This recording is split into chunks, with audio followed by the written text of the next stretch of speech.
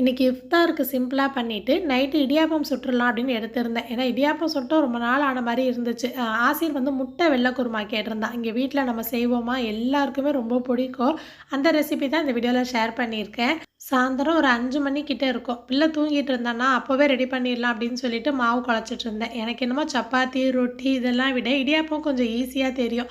இட்லி, தோசையை தவிர உங்களுக்கு எந்த டிஃபன் ஈஸி அப்படின்னு சொல்லுங்கள். கையோட குருமாக்கு தேவையான தேங்காயுமே இந்த மாதிரி துருவி எடுத்துக்கிட்டேன். துருவி போட்டோம் அப்படின்னா குருமா நல்லா வெள்ளையாக இருக்கும். அதோட நோம்பு திறக்க எல்லாமே எடுத்து வைக்க ஆரம்பிச்சிட்டேன். நேற்று வச்ச சுண்டல் இருந்துச்சு, கஞ்சி, அப்புறம் பட்டர்ஸ்காட்ச் புட்டிங் பண்ணியிருந்தோம் இல்லையா, அது கொஞ்சம், அப்புறம் கட்லெட் ரெடி பண்ணி வச்சுருந்தது, அதையுமே வந்து சூடாக பொரித்து வச்சுட்டு நோம்பு திறந்ததுக்கு அப்புறமா தான் வந்து இடியாப்பம் செய்ய ஆரம்பித்தேன். இடியாப்பம்க்கு இந்த தட்டு, இந்த பிளியிற கட்டெல்லாம் எங்கே வாங்கினீங்கன்னு கேட்டிருந்தீங்க. எல்லாமே எங்கள் ஊர் பக்கம் ஈஸியாக கிடைக்கும். ஊர் பக்கம் தான் வாங்கினது. இந்த மாதிரி தட்டில் நெருக்கும் போது சீக்கிரமே வெந்துடும். இடியாப்பமும் நல்லா மணமாக இருக்கும்.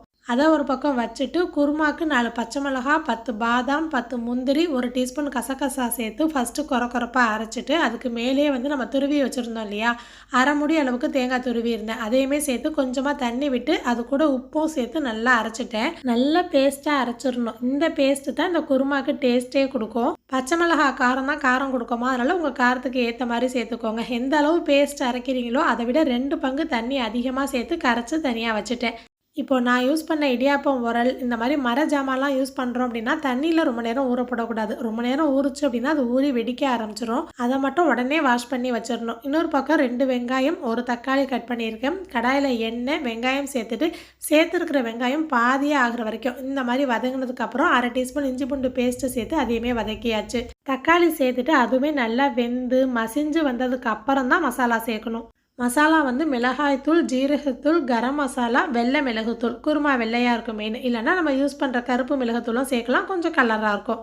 ஒரு 5 நிமிஷம் நல்லா வதக்கி பச்சை வடை போனதுக்கப்புறம் எண்ணெய் பிரிஞ்சு வந்ததுக்கப்புறம் நம்ம கரைச்சி வச்சுருந்த தேங்காய் பேஸ்ட்டும் சேர்த்துடலாம். உப்பு கொஞ்சம் கம்மியாக தெரிஞ்சிச்சு, அதுவுமே சேர்த்துட்டு முட்டை இந்த மாதிரி தனித்தனியாக பவுலில் உடச்சி ஊற்றி ஒன்று ஒன்றா சேர்த்துக்கிட்டேன். தேங்காய் பேஸ்ட்டு சேர்த்ததுக்கப்புறம் ஸ்டவ் சிம்மிலேயே தான் இருக்கணும். கடைசியாக மல்லி இலை சேர்த்துட்டு ஒரு 10 நிமிஷம் கழித்து ஓப்பன் பண்ணி நம்ம முட்டை சேர்த்தோம் இல்லையா, அந்த இடத்துல மட்டும் இந்த மாதிரி முட்டையே பரட்டி விட்டுருக்கேன்.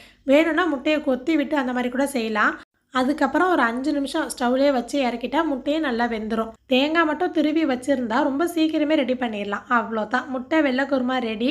மசாலா மைல்டாக, சாப்பிடும்போது க்ரீமியாக ரிச்சாக இருக்கும். கண்டிப்பாக ஒரு தடவை ட்ரை பண்ணி பாருங்கள். இதே மாதிரி இன்னொரு ஷார்ட்ஸில் நம்ம பார்க்கலாமா?